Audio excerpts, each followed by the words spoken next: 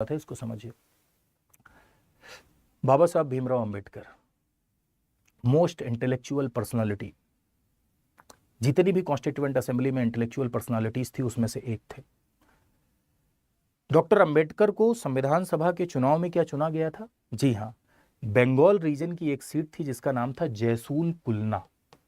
ध्यान से सुनिएगा, बंगाल रीजन की एक सीट थी जिसका नाम था जैसूल कुलना, और इस सीट से डॉक्टर अंबेडकर संविधान सभा में चुनकर आए। लेकिन मेरे भाई, भारत और पाकिस्तान के विभाजन के बाद ये सीट चली गई पाकिस्तान में। अब ये सीट जब पाकिस्तान में चली गई तो डॉक्टर अंबेडकर संविधान सभा के सदस्य नहीं रहे, और ऐसे में कुछ लोगों ने इस बात का प्रयास किया कि डॉक्टर अंबेडकर, उस प्रयासों में BN राव का भी प्रयास है कि लोग राजेंद्र प्रसाद के पास गए और उन्होंने कहा कि बाबूजी देखिए, इस सभा को डॉक्टर अंबेडकर की जरूरत है, न कि डॉक्टर अंबेडकर को सभा की जरूरत है। डॉक्टर अंबेडकर जैसा कानूनविद इस सभा में होना चाहिए। सोचो कितना कलेक्टिव अप्रोच था लोगों का, और डॉक्टर अंबेडकर इस सभा में होने चाहिए, ऐसा डॉक्टर राजेंद्र प्रसाद को कहा गया, और इसके लिए इनिशिएटिव लिया गया डॉक्टर अंबेडकर को लाने के लिए। कॉन्स्टिट्यूएंट असेंबली की एक सीट थी, संविधान सभा की एक सीट थी पूना सीट, बंबई राज्य की, और पूना सीट से जो जीते थे उनका नाम था MR जयकर। क्या नाम था? MR जयकर।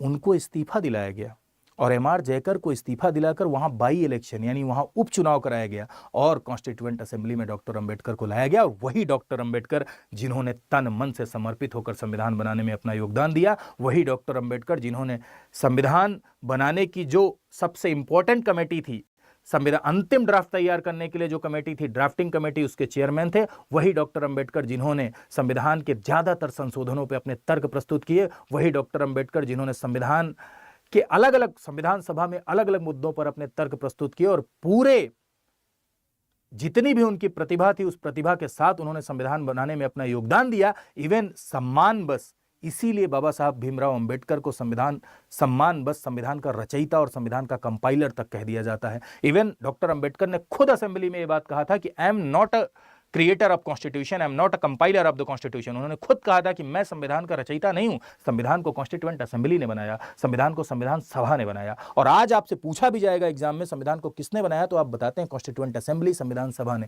लेकिन सम्मान बस उनके योगदान के लिए डॉक्टर अंबेडकर को उन्हें संविधान का रचयिता तक कह दिया जाता है। इवन KV राव साहब ने डॉक्टर अंबेडकर को संविधान का पापा मम्मी दोनों कहा, यानी संविधान का जनक और जननी दोनों कहा, पापा और मम्मी दोनों। तो संविधान का जनक और जननी दोनों कहा, ठीक है। राजेंद्र प्रसाद ने डॉक्टर अंबेडकर को दक्ष पायलट कहा। डॉक्टर अंबेडकर को आधुनिक मनु की संज्ञा दी गई, इसीलिए क्योंकि उनका संविधान बनाने में जो योगदान रहा। ठीक है, चलिए आगे आते हैं हम लोग। तो ये आपने देख लिया, अब हम लोग आगे बढ़ते हैं, संविधान निर्माण की वास्तविक शुरुआत करते हैं मेरे भाइयों। तो संविधान निर्माण की यदि आप वास्तविक शुरुआत करें